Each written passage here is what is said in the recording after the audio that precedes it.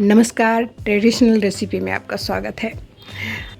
आज का वीडियो बहुत ख़ास है। आज हम 5 ऐसे पौधे लगाने वाले हैं जो बारिश के दिनों में आसानी से लग जाते हैं। या तो आप बीज बोइए, पौधा लगाइए, या तो फिर इस तरह से कलम काट के कुछ भी लगाइए। उससे पहले आपको मिट्टी तैयार करने की ज़रूरत पड़ती है, क्योंकि यदि आपकी मिट्टी सही रहेगी तो आपका पौधा हेल्दी रहेगा, आपका पौधा रोग मुक्त रहेगा, आपका पौधा ग्रो करेगा जल्दी। तो ये सारा काम मिट्टी का है। तो किसी भी पौधे को लगाने से पहले या बीज बोने से पहले या तो फिर आप कलम काट के लगाइए, उससे पहले आप मिट्टी तैयार कर लीजिए।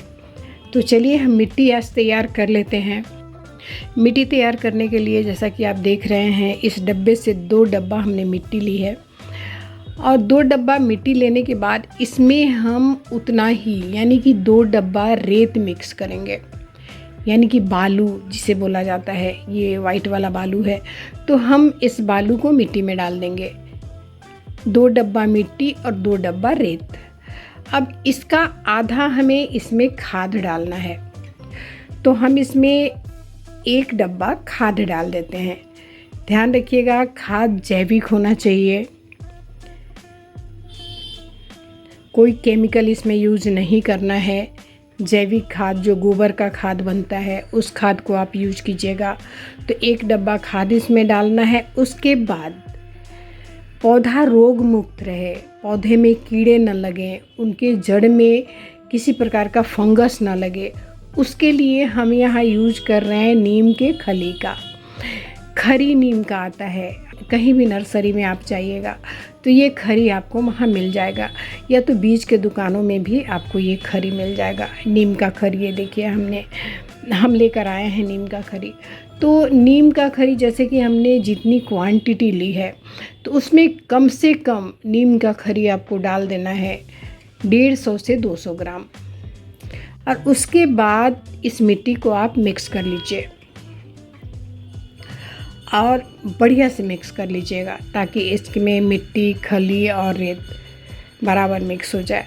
ये जो आप नीम का पत्ता देख रहे हैं, कल हमने वीडियो डाला है, उसमें हमने नीम के पत्ते का उपयोग किया था। तो वही नीम का पत्ता छानने के बाद ये रह गया था, तो उसे हमने रख लिया है। आज हम इस नीम के पत्ते का इस मिट्टी में उपयोग करेंगे, यानी कि मिट्टी में मिक्स करेंगे और गमले में डालेंगे। मान लीजिए कि आपको नीम का खली नहीं मिला, तो आप क्या करिएगा, नीम का पत्ता ले आइए और नीम के पत्ते को आप इसी तरह से कूट लीजिए, या तो छोटे छोटे काट लीजिए उसे, या तो इसे पीस लीजिए, कैसे भी कीजिए। और नीम के पत्ते का जो मिश्रण है उसे आप इस मिट्टी में मिला दीजिए। इससे क्या होगा कि कभी भी जड़ में, किसी भी पौधे के जड़ में कीड़े नहीं लगेंगे, फंगस नहीं लगेंगे, वो हमेशा रोग मुक्त रहेंगे। तो ये नीम का पत्ता का भी हमने इसमें यूज़ किया। तो नीम का पत्ता आप कभी मत फेंकिएगा। नीम का पत्ता, उसका डंठल हो या तो उसके पत्ते हो या तो उसके फल हो, कोई भी हो, ये बहुत कारगर होते हैं पौधों के लिए। हमारे लिए तो होते ही हैं, लेकिन पौधों के लिए बहुत बढ़िया होते हैं ये। उसे आप किसी भी तरीके से उसे कूट कर या पीस कर और मिट्टी में मिलाकर आप पौधे में डाल दीजिएगा। किसी भी रूप में डालते हैं, डंठल, उसका फल या पत्ता, कुछ भी डाल दीजिए, ये फ़ायदा ही करेगा पौधों के लिए। और गमला में भरने से पहले आपको क्या करना है ये भी हम बता देते हैं। जैसे कि देखिए, हम गमला लेकर आए हैं, उसमें हमने इसमें होल किया है, आपको दिख रहा होगा ये होल किया है। तो इस तरह का होल आपको गमले में पहले कर लेना है, क्योंकि इससे क्या होता है कि जो हम पानी पटाते हैं, एक्स्ट्रा पानी होता है, होल रहता है, तो वो नीचे निकल जाता है। और यदि होल आपने नहीं किया और पानी पटाने के बाद गमले में पानी रह गया, तो ये पौधे का जो रूट होता है, उसके जड़ होते हैं, उसको ये सड़ा देगा और पौधा आपका सूख जाएगा। तो इसके लिए ये होल करना बहुत ज़रूरी हो जाता है। और होल करने के बाद भी जब आप मिट्टी इसमें भरते हैं, तो ये जो होल है ना, उसके ऊपर आपको इस तरह का एक कंकड़ रख देना है। वो खपरा हो या दिए का टुकड़ा हो या तो फिर ये पत्थर हो, इस तरह का उसे रख दीजिए। अब ध्यान दीजिएगा, मिट्टी, ये जो होल है उसे बंद नहीं करना है, उसके ऊपर बस इसे रखना है, ताकि जो मिट्टी जो है उसके पत्थर के ऊपर आए और ये होल बंद ना हो। तो इस तरह से रखना है और इसमें फिर मिट्टी डाल दीजिए। तो हम तीनों गमले में मिट्टी डालेंगे।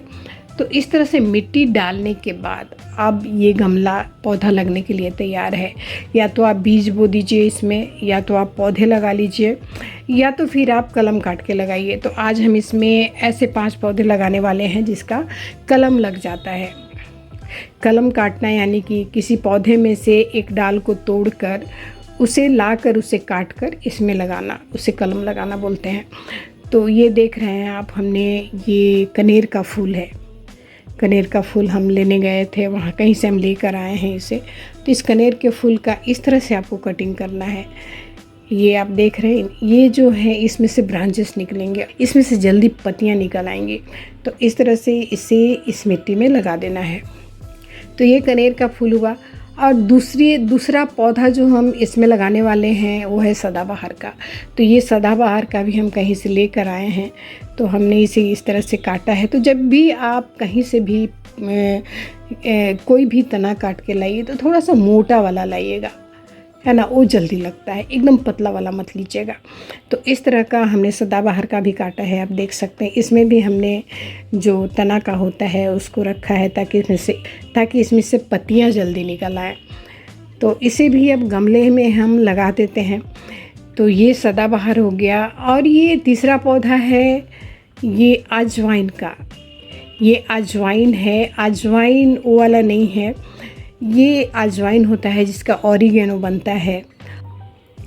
ये अजवाइन एक औषधि होता है जो बहुत सारी बीमारियों में काम आता है।